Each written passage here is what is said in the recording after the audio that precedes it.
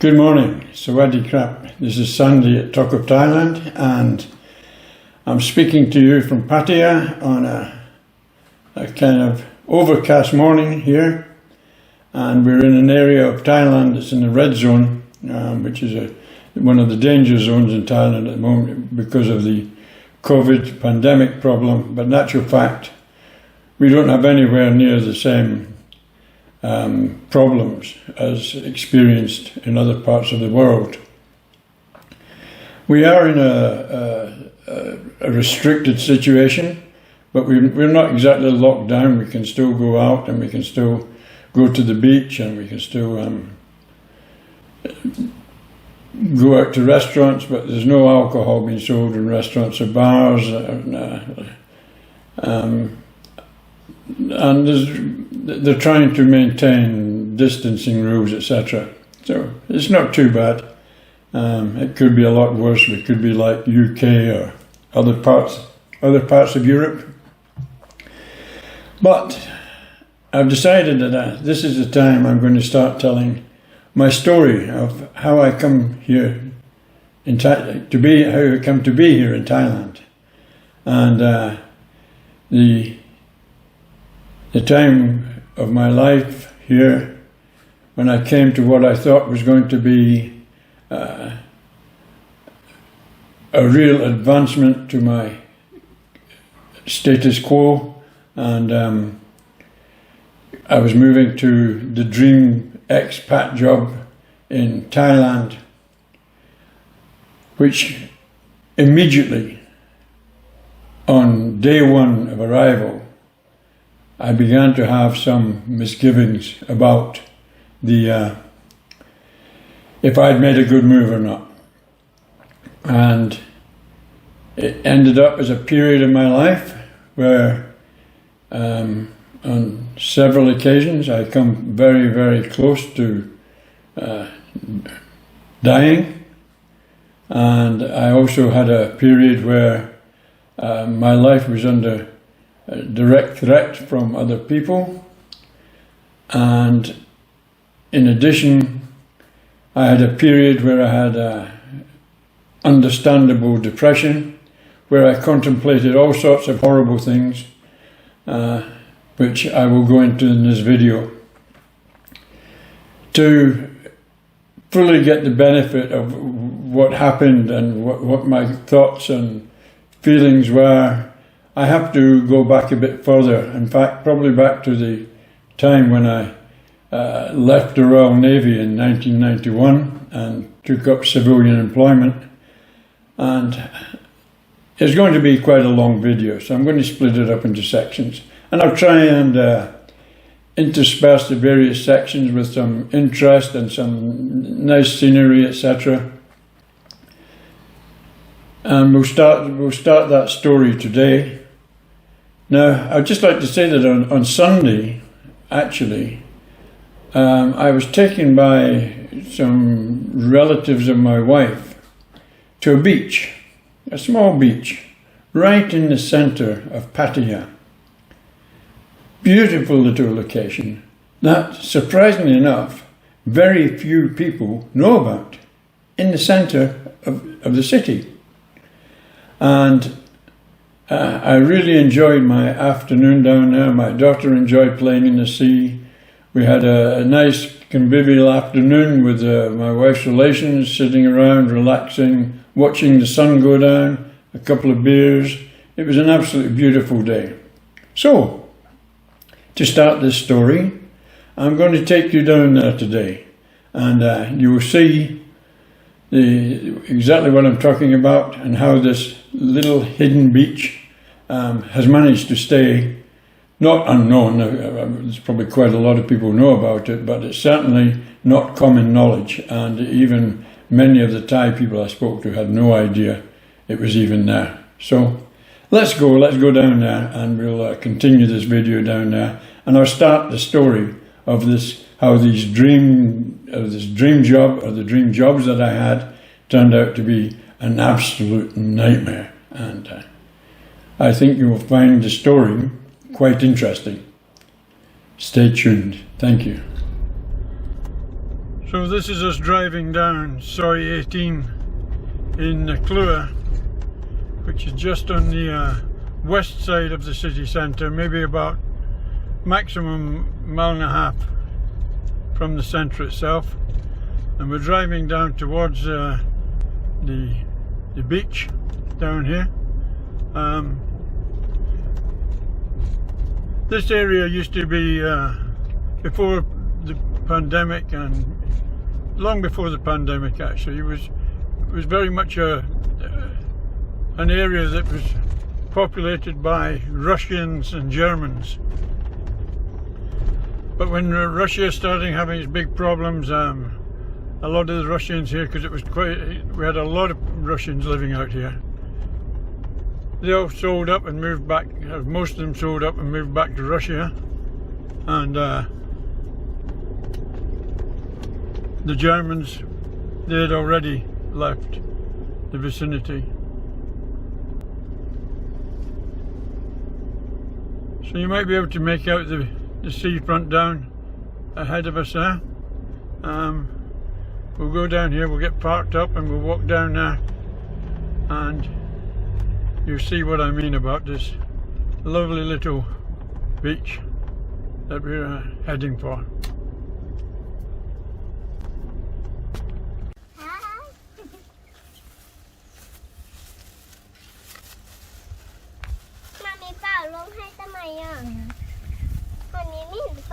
You okay, Mommy?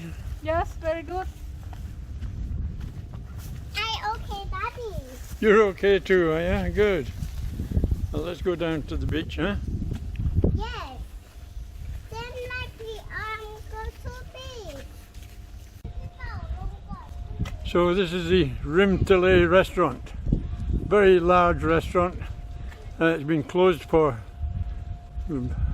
probably a year now, because there's another couple behind it, and they were really set up to, they were really established to cater for the large bus parties of tourists from China and from Korea, which were quite predominant tourists prior to the COVID shutdowns here. And these big restaurants, that's where they were looking to make their money. But unfortunately, they've all been closed for a year, and they're all looking a bit derelict now actually.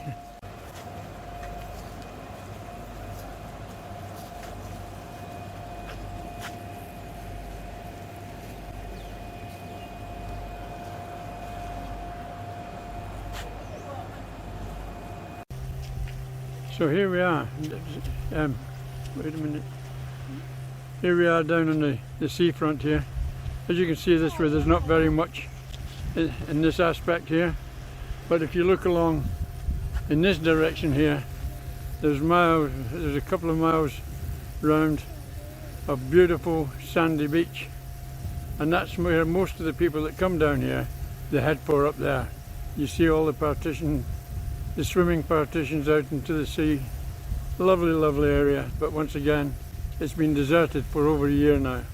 In the distance there are some very expensive condominiums that have also been left empty, and you can rent these condominiums now for about 30% of the cost that they would have been 2 years ago. So if you're looking to rent a condo, this is the time to get them, but I don't think you want to be here. Or maybe you do want to be here, but that's it. So that's the main beaches along here. Now let's look at this area again here. As you can see, it doesn't look up to much here. There's some people, Thais working here, and there's some boats parked here, some fishing boats. But let's just walk this way a little bit, and then you'll see what I'm talking about. So as we're walking along here, I guess you could sit in this part of the beach. It's not too bad. As I say, the fishing boats here, and here we have them checking the nets and repairing them as necessary, I expect, ready for the next outing.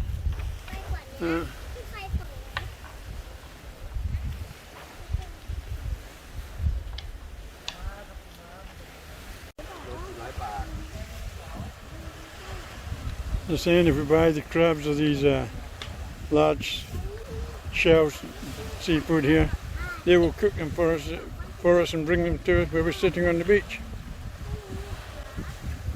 Perfect. But having not long finished breakfast, might be an option later. This little promontory going out here, you can see some people out on the rocks there fishing, obviously looking for something on the seabed, very shallow. Well, we've actually come to the end of this little area here, and a lot of people would think that's as far as it went, but no, it's not actually.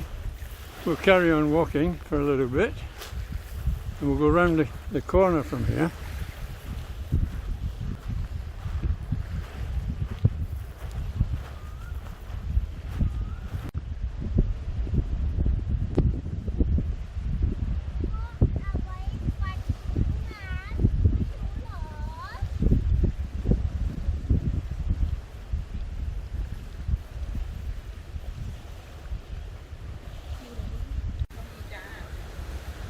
Now we come over this wooded area, and this is the area that I'm bringing you to here. This little secluded beach down here. Absolutely beautiful.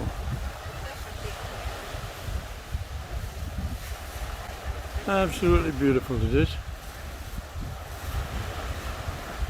We'll just walk along here and we'll hopefully find there's a little restaurant area up at the far end of this where they set some tables out in the sand. Hopefully we'll be able to get one of them and have a sit down, and I can start relating my story to you at some stage. So let's make our way along there.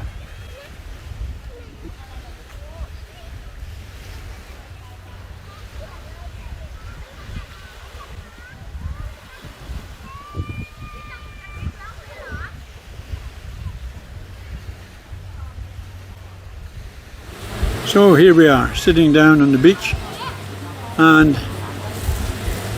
I think it's time to start the story. But let's go back right to the very beginning so you really know who I am and what I'm about.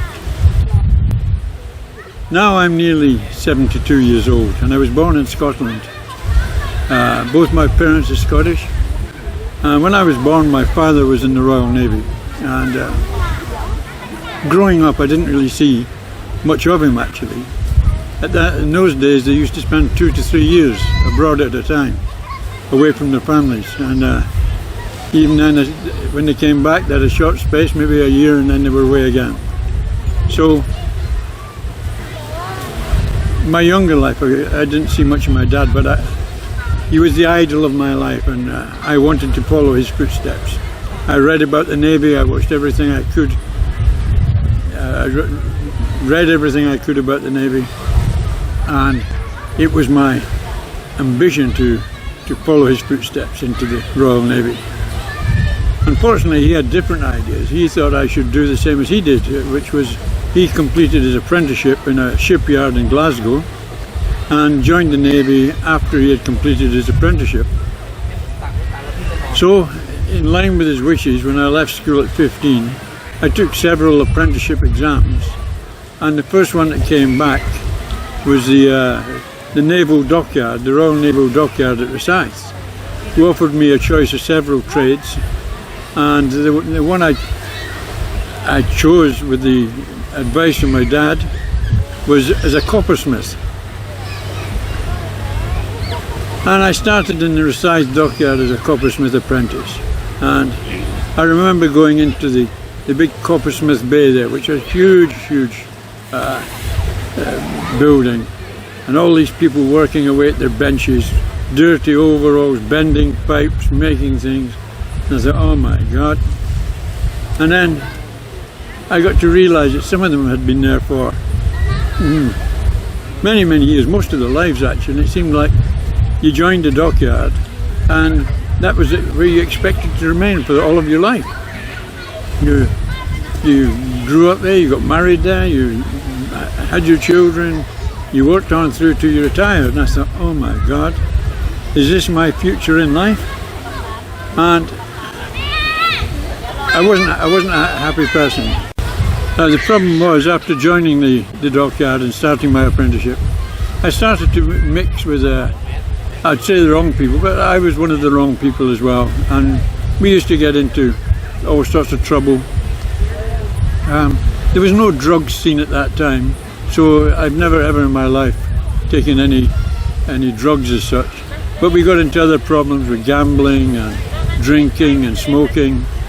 And generally we got into a bit of trouble as well. And one or two occasions the police actually went round and spoke to my mother and complained to her that she wasn't controlling me very well.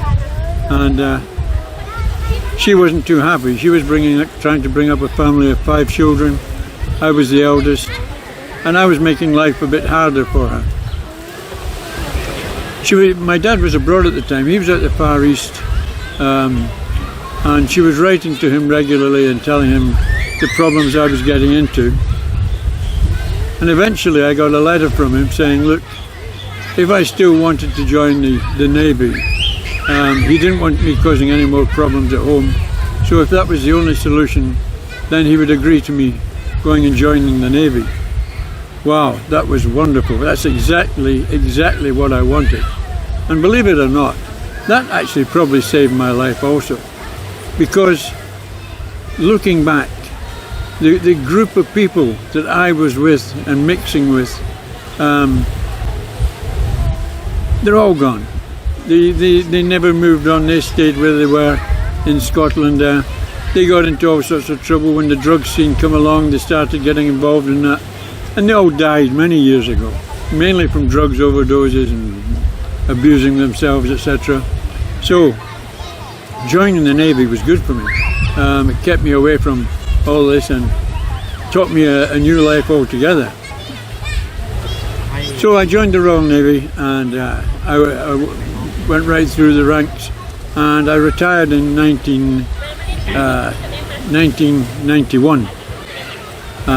When I retired, I got a job as a sales engineer with a Norwegian shipbuilder, which was a very interesting job. They were building ships, offshore supply ships, and I was given a territory of UK, Ireland and South Africa, because at that time South Africa was still having the apartheid problem, with the blacks being suppressed, and Norwegians tried their very hardest to avoid going to South Africa, so they gave me that country as well as part of my remit, which I enjoyed. I loved South Africa. I'd been there several times in the Navy.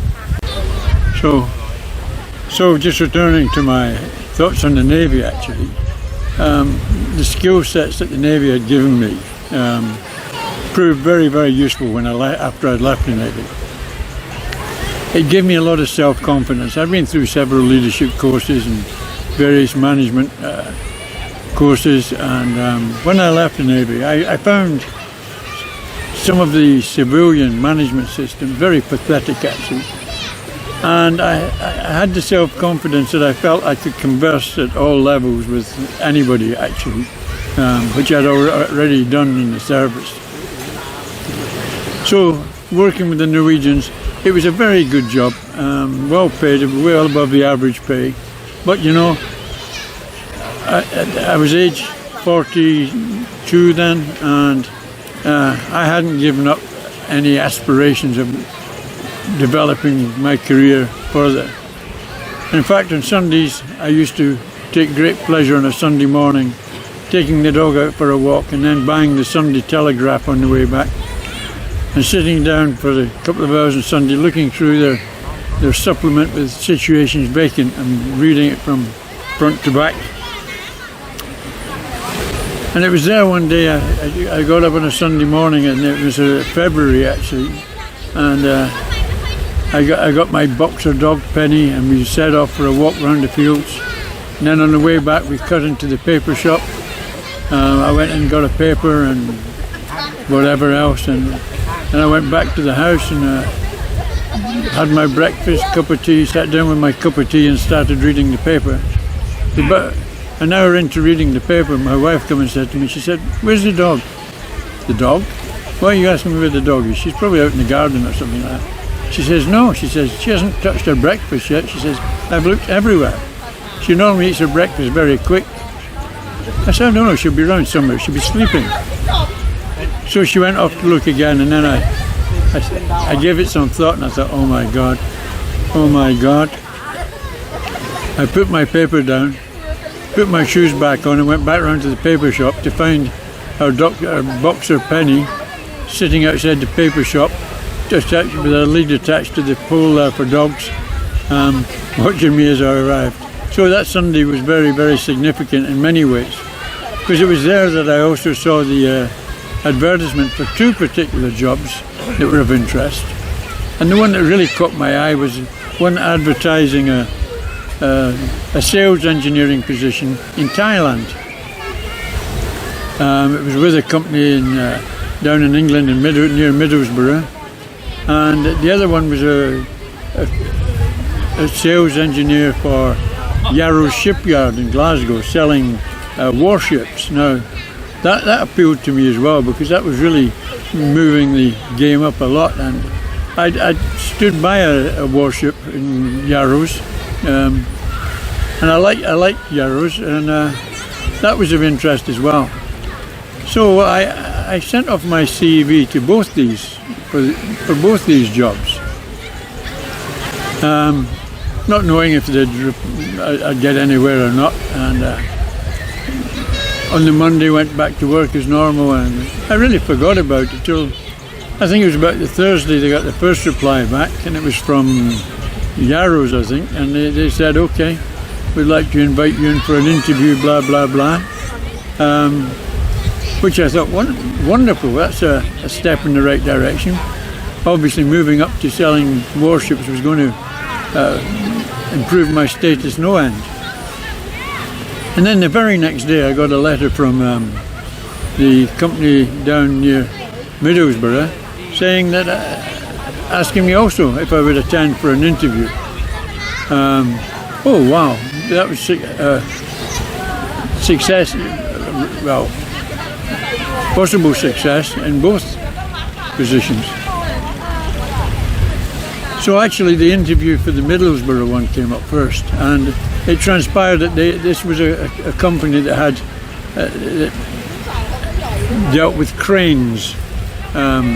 Some very, very large cranes can lift huge loads, and it was not a field I knew very much about. My only experience with cranes had been back in the Navy on an aircraft carrier where I'd been responsible for the aircraft handling crane on the aircraft carrier. But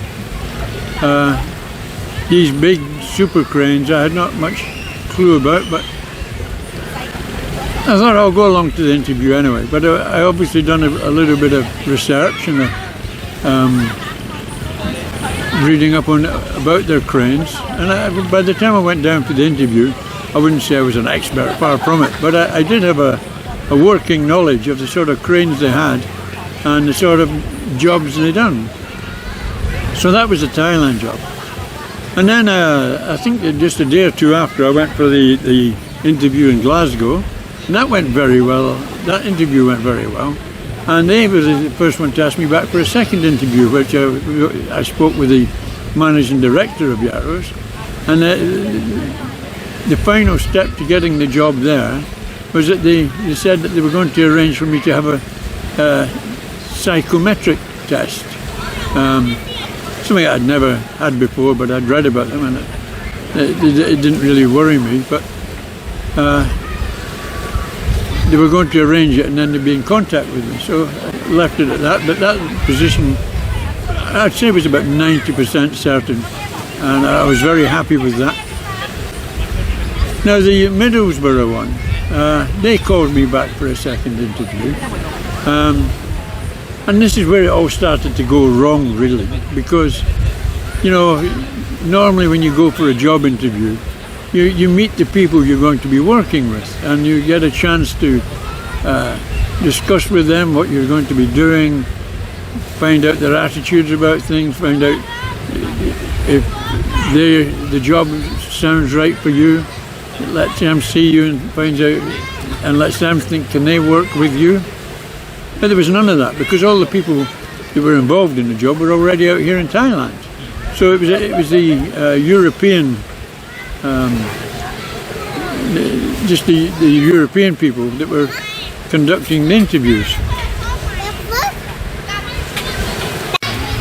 Yes, so as I say, the second interview at down in Middlesbrough, that was a big mistake, because we kind of agreed to the deal, shook hands on it, made the necessary arrangements, and then I considered it done and dusted. In hindsight, I should have insisted on visiting Thailand, meeting the people there, and I would probably not have taken the job had I done that. Yes, hello again. The recording got brought to a sudden end yesterday by a rain squall coming in off the sea. We had to move pretty quick, so it was decided to make for home and complete the video today. What I've been talking about prior to the having to cut it yesterday, it was my interview at Middlesbrough and me accepting the job and it going through. And I'd like to come back to that in a bit, because it was a very, very important aspect of what was about to happen to me, and there is some resentment that I had through that interview afterwards, and I'll come back to that. But from the interview, I went back to Scotland and told my wife, and just let me say something. That now I'm on my third wife, but I met my first wife when I was in the Navy. I was 18 when I met her out in Malta. She was in Malta also with the Women's Royal Naval Service, and from the moment I saw her in a dimly lit bar in Salima in Malta, I knew that was the lady that I wanted for my wife. And it took me some weeks to get to know her, to get to ask her out. And there's a song by Rod Stewart, "First Cut is the Deepest," and that is for certainly sure. First cut is the deepest, and I would say that even to this day, I have got a very, very soft spot for that woman. We haven't spoken to each other for many years, but she should have been the one for me for all my life, and one of my big regrets that's gone. So I went back from the interview and I explained to her what was going on, and I was going to go and work in Thailand, and she was very non-committal. She didn't hear anything that she wanted to hear. And then later on she asked me how long was this job going to be for. And I said, well, I don't really know. She said, well, didn't you ask? I said, no, I didn't ask. Many things I didn't ask that I should have asked. And it would have given me a better insight to what was happening. But there was many things being hidden from me, and I'll come back to that again in a moment, as I said. So I went back up to Scotland, and the very next day, actually, I got the formal letter of intention of employment, and it was conditional on passing a medical that they would arrange with a doctor for me, and they subsequently arranged for an interview, a medical for me in Edinburgh, which is not too far from where I stayed. Now, that was a bit odd too, because the night before I went for that medical, I was out with a group of my ex-Navy pals, and we were having a little bit of a session, drinking a bit too much, and a few spirits as well, beers and spirits, and we all got up a little bit socially confused, is the expression I use. But there was something somebody said to me that night, one of my good friends, because we've been talking about this job a lot, and he said to me, Sandy, he said, if you're going to go and work in Thailand and you're leaving your wife and family here, he said, that's the end of your marriage. And I said, don't talk so stupid. I said, that's absolute bullshit. You're talking through drink. Unfortunately, I was wrong. And that's another bad result from the decisions I made at that time. And I severely regretted them on many occasions. Albeit now, I'm very happy. I've got a good wife now. I've got my new daughter, who's absolutely superb. So I'm very, very happy there. So, the following, after I got this letter, and probably a little bit too early, I went and put my notice into the company I work for. It's always an awkward situation in a company, and they asked me just to put a lot of my bits and pieces in order so it could be handed over to whoever was taking over. And as soon as I'd done that, then I was free to go. And they said I could keep my company car to the end of the 4-week period, and I decided I wasn't going to do that. So I handed the car back as well. So I think it was about 4 or 5 days later that I handed everything back and I left the company, and that was a sad affair too. And many times at that time I questioned myself, am I doing right? Am I doing right? And well, it's all water under the bridge. So there was a light at the end of the tunnel, because later that day, sometime that week after I'd had my medical, because the medical was a bad thing. I was going to tell you about that. The day after we had the soiree with me and my friends, and I went for my medical. Everything was going absolutely fine until I had to give a urine sample, and the doctor examined it, put his little litmus paper thing in, and he came out and said, oh dear, he says, your glucose rate's a bit high. I said, don't worry about it. I said, that's probably a result of overindulging last night. And he looked at me and said, well, maybe it is, but maybe it isn't. He said, I just want to check. So he then took a blood sample, and he said, you have to come back tomorrow. I'll get this blood sample analysed urgently and come back tomorrow and we'll see what the results are, which I did. And on the visit the next day, it was announced to me that I was a type 2 diabetic, which came as an absolute shock. It shouldn't have done, because I'd spent 25 years in the Navy, and even 3 of them since leaving, abusing my body, doing all the wrong things, too much alcohol. I think I was smoking for a lot of that period, eating all the wrong things, as we do in Scotland, eating nice fry-ups and haggis and all these things, lots of bread, lots of potatoes, and I was a type 2 diabetic. I couldn't believe it.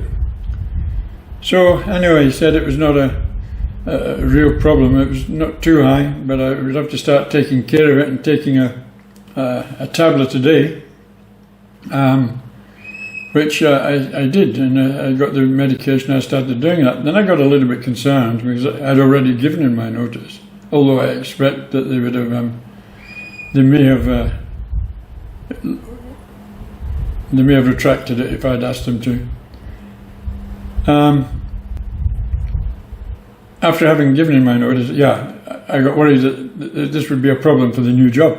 And I phoned my contact man in Middlesbrough, spoke to him, and I said, okay, look, I said, I've finished with the company. I said, I've handed, my car's gone back. I said, I'm a type 2 diabetic, but the doctor said that shouldn't be a problem. I said, well, how does that reflect to the job? He said, that's not a problem. He says, lots of people. He says, I'm a type 2 diabetic as well. He said, so don't even worry about that. He said, okay, we'll go ahead and make the arrangements to get you out there. And I was going out there to start at the beginning of May. of 1995, yeah, beginning of May. Anyway, we left it at that, and the very next morning, actually, Hertz turned up at my front door with a top-of-the-range Mercedes that I had, this new company provided to me, and to be returned at the airport on my departure from the UK, which I thought was a very, very nice touch. So, then the next 3 or 4 weeks or whatever it was busy around the house, getting ready to go, making sure everything was in order. I had 2 daughters. One was 15 and one was at university in Edinburgh. And she just started, she was about 18. And spending some time with them, going out having meals, etc. And on the fateful day, I drove to Edinburgh Airport, actually, because I was flying from Edinburgh to Amsterdam, and in Amsterdam with KLM direct to Bangkok, where I was told I'd be picked up by someone at the airport and taken to wherever it was they were going to take me, which was fine. So that was it, and on the fateful day, I drove to Edinburgh and returned the car, and that was it. I was on my way, and God, I wished I had known what I was on my way to, because I would never have ever been going. Now just let me go back to that interview for a little bit, because at the interview they painted a very nice picture of the job, which was they had a series of very heavy cranes in the area, one of which was one of the biggest cranes in the world, and it demanded huge daily rates for its use. There was a crew of about 25 people out here in Thailand working with one boss, the operations director as he was labelled, and they said it was a good unit that was being very productive and earning the company lots of money, and they just wanted a good sales engineer on site who could take a bit of the load away from the operations director and follow up the leads for when these other cranes would be used, and it would entail some travelling around the area, Singapore, Australia, etc. Blah blah blah. Sounded super. Sounded absolutely super. There was a lot of questions I had thought in my mind afterwards about exactly the question my wife had raised: for how long, what was going to happen after a certain time, etc. Now I will say here and now that there was an opportunity, actually, although they hadn't stated it, that I could have taken my wife with me, and it was an option. But with the girls, with the girls, she didn't want to go anyway, because I did discuss it with her. So anyway, that was me on my way. Now let's go back to this interview again. What they didn't tell me was what the problems were. Now, as it transpired, there were suspicions in the main office in Middlesbrough that perhaps this unit that was operating in Thailand had gone rogue.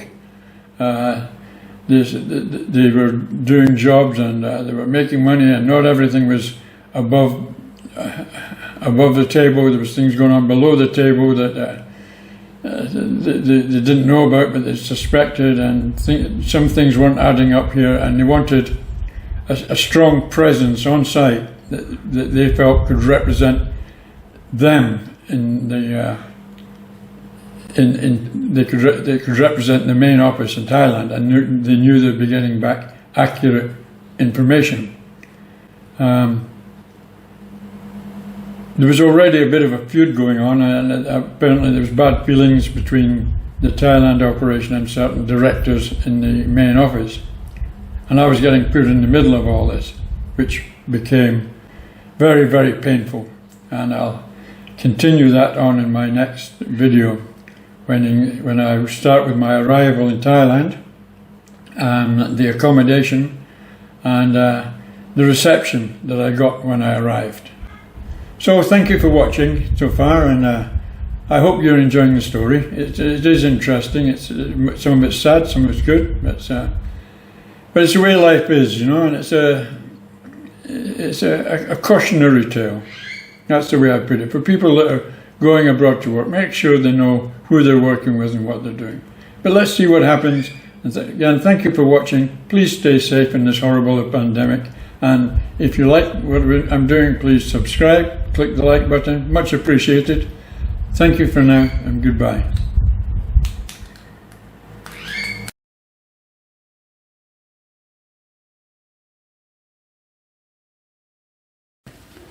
Hello there, welcome to Talk of Thailand.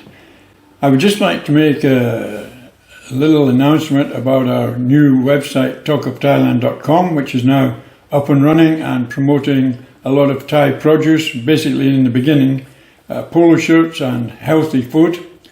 And I'd like to invite people who are visiting me here on YouTube to take this opportunity to click the subscribe button, and every month I will be giving away some shirts to recent subscribers who can choose from the vast range that we have on talkofthailand.com, and it will be delivered to them. So please subscribe, hit the bell, and you'll be updated with all our videos. Thank you for visiting me. Bye for now. Take care and stay safe.